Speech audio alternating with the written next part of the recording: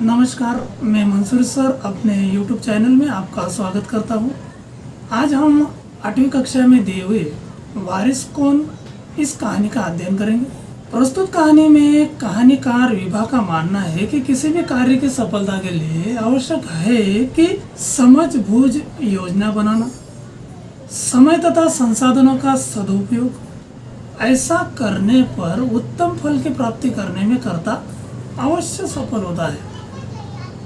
कहानी के राजा ने अपनी 4 पुत्रियों में से उचित उत्तराधिकारी का चयन करने के लिए उसकी बुद्धिमानी की परीक्षा ली और सफल राजकुमारी को राज्य का राजा बनाने का निर्णय लिया।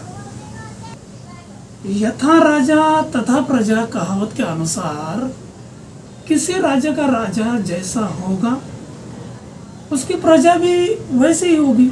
या शीलवान होगा तो प्रजाजनों में भी सद्गुणों का विकास होगा।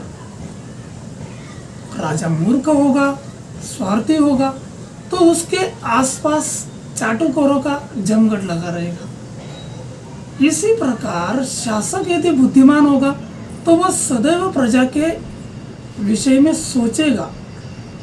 ऐसे शासक के शासन काल में प्रजा निर्भय होकर अपना कर्म करती रहे। ऐसे शासक के जीवन का उद्देश्य होता है प्रजा के हित के लिए विभिन्न योजना बनाना, रोजगार के अवसर प्रदान करना, कृषि उद्योग आदि को प्रोत्साहन देना, कला साहित्य को प्रश्रय देना। ऐसे राजा के शासन काल में राज्य निरंतर प्रगति के मार्ग पर बढ़ता है और जन सुखी रहती है। अब हम इस कहानी के अंतर्गत पूछे गए सवालों के बारे में जानकारी प्राप्त करेंगे। इसके अंतर्गत पहला जो यहाँ पर पूछा गया सवाल है वह है उत्तर लिखो। उसके अंतर्गत पूछा गया है कि गेहूं के दानों का चारों बहनों ने क्या किया। उसके अंतर्गत हम पहले लिख सकते हैं, बड़ी बहन ने दानों को खिड़की के बाहर फेंक दिया।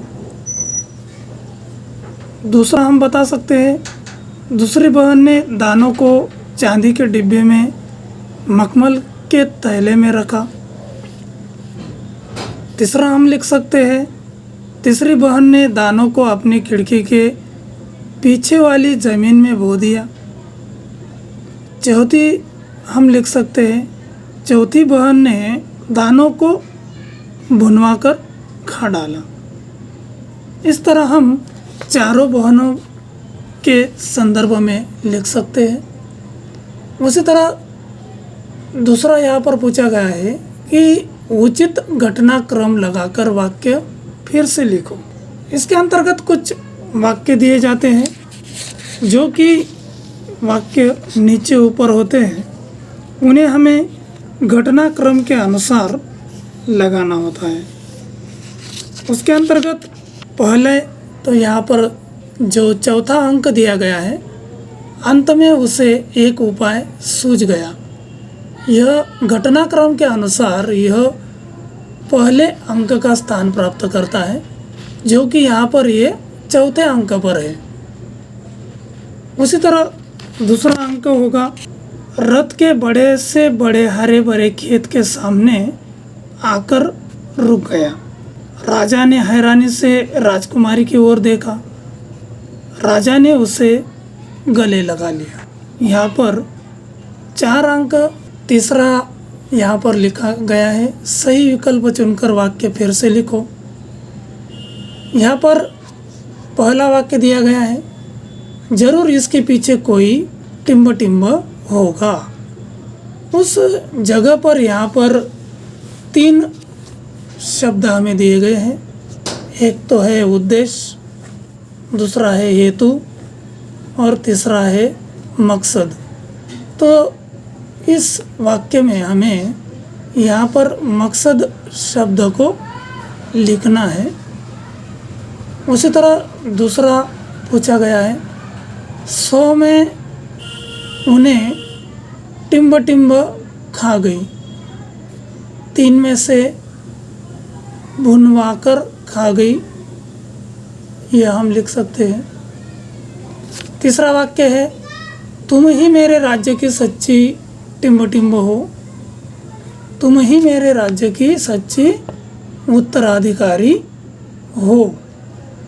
चौथा अंक है, इसे तुम अपने पास रखो। टिम्ब टिम्ब साल बाद मैं इन्हें मांगूंगा।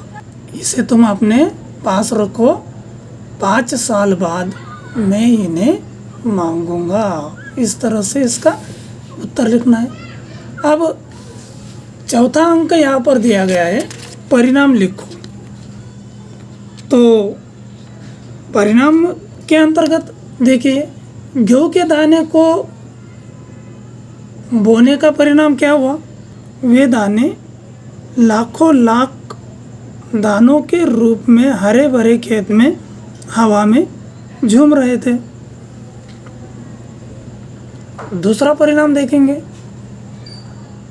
सभी के उत्तर सुनकर राजा पर हुआ परिणाम। सभी का उत्तर सुनकर राजा को बड़ी निराशा हुई, परिणाम है। दूसरे राजकुमारी का संदूकची में दाने रखने का परिणाम, दाने सड़ गए। चौथा यहाँ पर पूछा गया है, पहली राजकुमारी को चौथी राजकुमारी को कड़क कर पूछने का परिणाम क्या हुआ? राजकुमारी ने स्वीकार किया कि वे दाने भंडार घर से लाई है, मतलब उसने वह दाने कहीं फेंक दिए थे। इस प्रकार हम इसके उत्तर में लिख सकते हैं।